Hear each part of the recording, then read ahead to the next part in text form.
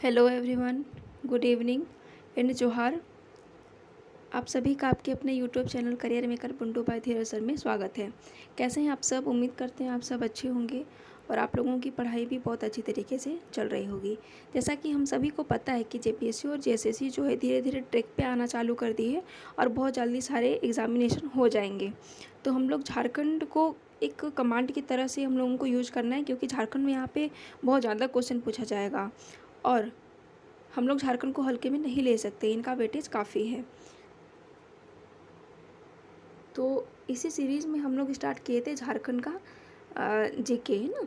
तो झारखंड का GK start किए, यहाँ पर आपका जनजाति चल रहा था, आर्ट एंड कल्चर से स्टार्ट हम लोग किए। तो देखिए झारखंड का जो इतिहास है ना वो हो चुका था, थोड़ा बहुत बाकी है उसमें, उसको कभी कंप्लीट कर दिया जाएगा। झारखंड का जनजाति का बारी आज है, उनमें है बेदिया। ठीक, अगर आप इस वीडियो में न्यू है ना तो इससे पहले जितने भी एग्जाम क्लासेज हो चुकी है वो आप लोग एक बार जा कर के ज़रूर चेक कर लें। देखिए बेदिया, यह जनजाति एक अल्पसंख्यक जनजाति है। बेदिया किस प्रकार की जनजाति है? तो ये अल्पसंख्यक जनजाति है और ये बहुत छोटी, बहुत कम मात्रा में पाई जाने वाली जनजाति है ना। प्रजातीय दृष्टि से यह जनजाति द्रविड़ समूह से संबंधित है। अगर बोला जाए कि प्रजातीय दृष्टि से जहाँ अन्य जनजातियाँ प्रोटो ऑस्ट्रोलॉइड से संबंधित है, वहाँ पर बेदिया किस समूह से संबंधित है? तो ये द्रविड़ समूह से संबंधित है। ये अपने को वेद निवास या वेद वाणी कहते हैं। बेदिया अपने आप को क्या कहते हैं? तो ये कहते हैं वेद निवास या फिर वेद वाणी कहते हैं। इस जनजाति के लोग स्वयं को उच्च हिंदू मानते हैं, यानी ये जनजाति के जो लोग हैं वो क्या बोलते हैं कि स्वयं को उच्च हिंदू मानते हैं। ये अपने नाम के साथ ये लोग बेदिया और मांझी की उपाधि धारण करते हैं। उपाधि बोले तो टाइटल, अपने नाम के आगे बेदिया और फिर मांझी की उपाधि धारण करते हैं। इस जनजाति का संकेंद्रण मुख्यतः रांची, हजारीबाग व बोकारो जिले में है। अगर बोला जाए कि इस जनजाति का मुख्य संकेंद्रण यानी कि सघन मात्रा में कहाँ पाए जाते हैं, तो ये पाए जाते हैं आपके रांची, हजारीबाग और बोकारो जिले में। देखिए यहाँ पर बॉक्स में भी लिखा हुआ है, स्वयं को वेद निवास या फिर वेदवाणी कहने वाली जनजाति कौन सी है? तो वो आपकी जनजाति है बेदिया जनजाति। अब देखेंगे हम लोग समाज और संस्कृति।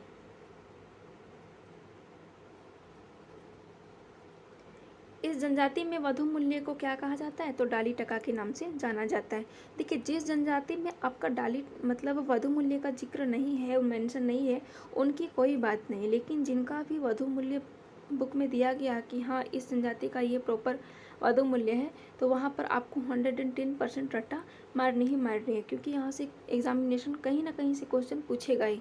चाहे वो जेपीएससी का कोई भी एग्जाम दीजिए, जेएसएससी का कोई भी एग्जामिनेशन दीजिए, या फिर मिलान करने के लिए दे देगा, या फिर डायरेक्ट एग्जामिनेशन में क्वेश्चन में पूछ लेगा। जब हम लोग पीवाईक्यूज करेंगे उस समय देखेंगे कि वधु मूल्य और युवागृह से कितना ज़्यादा क्वेश्चन पूछा जाता है। इनके गांव के मुखिया को प्रधान कहा जाता है, इसे महतो या ओहदार भी कहते हैं। इनका गांव का जो मुखिया होता है उनको क्या कहते हैं? तो उनको कहेंगे हम लोग प्रधान, और इन्हें महतो या ओहदार भी कहा जाता है। इनके नाच के मैदान को अखरा कहते हैं। ये जहाँ पे नाच का मैदान होता है उन्हें क्या कहते हैं? तो उन्हें कहते हैं अखरा।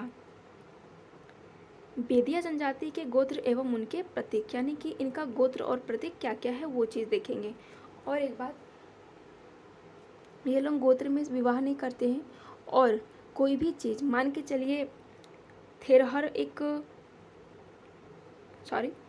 पक्षी पता नहीं चल रहा है, बड़वार कोई गोत्र का आदमी है तो वो क्या करेगा? वट वृक्ष का उपयोग नहीं करेगा, क्योंकि गोत्र जो होता है जनजातियों में उनका वो लोग उपयोग नहीं करते हैं। थेरहर एक पक्षी है, सुंडी एक पंछी, चिड्रा, गिलहरी, बाम्बी या फिर आहेर यह भी एक प्रकार की मछली है। बड़वार का प्रतीक चिन्ह क्या है? तो वट वृक्ष है। फेचा ये प्रतीक चिन्ह सुअर का है। काछिम कछुआ।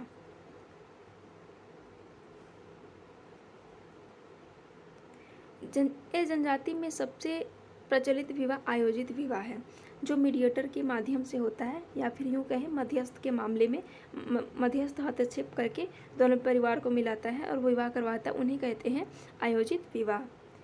इनमें विजातीय विवाह को ठुकुर ठेनी कहा जाता है। यह सामाजिक रूप से निषिद्ध होता है।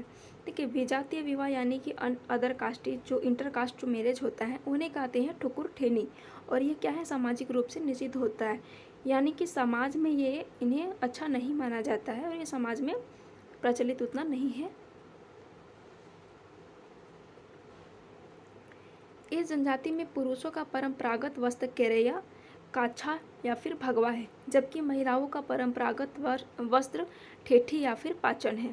देखिए, पुरुषों का परंपरागत वस्त्र जो है यानी कि ट्रेडिशनल जो क्लॉथ है वो क्या है, केरिया, काछा या फिर इन्हें क्या बोलते हैं, भगवा, जबकि महिलाओं का परंपरागत वस्त्र क्या है, तो ठेठी और पाचन है। इस जनजाति में दशहरा, होली, छठ, सोहराय, करमा आदि पर्व धूमधाम से मनाया जाता है। जैसे हम लोग पहले ही देख चुके थे, ये लोग क्या मानते हैं, अपने आप को हिंदू मानते हैं, तो हिंदू की सिमिलरिटी ये लोगों का पर्व और त्यौहार भी है। जैसे दशहरा, दीपावली, छठ, सोहराय, करमा इत्यादि पर्व ये लोग धूमधाम से मनाते हैं। अब देखेंगे आर्थिक व्यवस्था। देखिए, इनका प्रमुख पेशा क्या है, तो इनका प्रमुख पेशा है कृषि कार्य। और अब धार्मिक व्यवस्था देखते हैं। इस जनजाति में प्रमुख देवता सूर्य हैं। इनमें सूर्याही पूजा का प्रचलन है।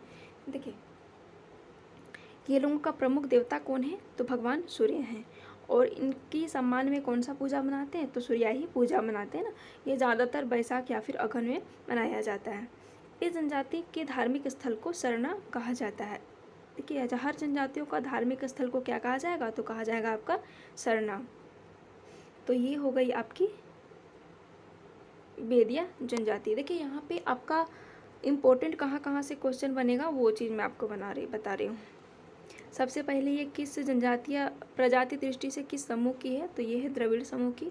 ये स्वयं को क्या बोलती है, तो वेद निवास या फिर वेद वाणी, और ये स्वयं को क्या मान रही है, तो उच्च हिंदू मान रही है। ये 2-3 क्वेश्चन यहीं से बन जा रही है आपकी। और तीसरी क्वेश्चन क्या बन रही है, डाली टका। ये क्या है, वधु मूल्य। जिस जनजाति में डाली वधु मूल्य है उनको आपको 110% क्या करना है, रट्टा मार ही लेना है, याद आपको कर ही लेनी है। बिना याद किए कोई चारा नहीं चलने वाला है। तो ये हुई आपकी बेदिया जनजाति। देखिए, ये जो बुक बहुत जल्दी भी मार्केट में अवेलेबल हो जाएगी, परीक्षा मित्र पंचपरगनिया संपूर्ण गाइड पेपर 2। देखिए, आपका इस बुक में क्या क्या कंटेंट है इसका, तो देखिए थ्योरी है, चैप्टर वाइज एमसीक्यूज है, पीवाईक्यूज है, वन लाइनर क्वेश्चंस वगैरह है। ये बुक को बनाने का मकसद है कि टारगेट अपकमिंग जितने भी जेएसएससी के एग्जामिनेशन है उनको क्रैक करना। अभी आप लोगों का हालिया एग्जामिनेशन कौन कौन सा होने वाला है, तो होने वाला है आपका उत्पाद सिपाही, झारखंड पुलिस, क्षेत्रीय कार्यकर्ता, एलडीसी 10+2, जेटेट और वनरक्षी का एग्जामिनेशन। जितने भी जेएसएससी एग्जामिनेशन कंडक्ट करवा रही है, और पेपर 2 अगर आपका पीपीजी है यानी कि पंच परगनिया है, तो ये बुक आपका कौन सा रामबाण साबित होने वाला है। पंच परगनिया के जितने भी स्टूडेंट हैं, ये बुक आपके लिए वन स्टॉप सॉल्यूशन है ना।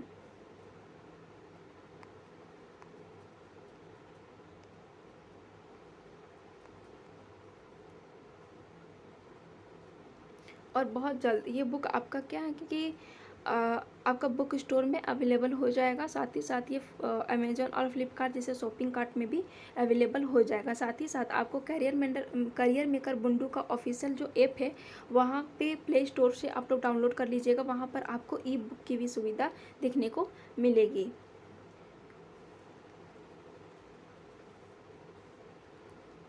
आप लोग वीडियो को ज़्यादा से ज़्यादा लाइक कीजिए, अपने दोस्तों के बीच में शेयर कीजिए और चैनल को सब्सक्राइब भी कीजिए। और कमेंट सेक्शन में कमेंट ज़रूर कीजिए कि आप लोगों को क्लास कैसी लग रही है। और टेलीग्राम चैनल में ज़रूर जुड़े। टेलीग्राम चैनल में आप लोगों को वीडियो को नोटिफिकेशन के साथ साथ करंट से जितने भी रिलेटेड हैं देश विदेश में घटनाओं के बारे में आपको यहाँ पे टेलीग्राम में डिटेल न्यूज़ दिया जाता है। साथ ही साथ बुक से रिलेटेड जितने भी इंफॉर्मेशन है वो आपको टेलीग्राम चैनल के माध्यम से मिलती रहेगी। तो यहाँ तक वीडियो देखने के लिए आप लोगों का बहुत बहुत धन्यवाद। फिर मिलेंगे हम आपसे एक नए वीडियो के साथ, एक नए टॉपिक के साथ। तो आज के लिए बस इतना ही। अपने से बड़ों का सम्मान कीजिए, अपने से छोटों का रिस्पेक्ट प्यार दीजिए। आज के लिए बस इतना ही। आप सभी को शुभ रात्रि।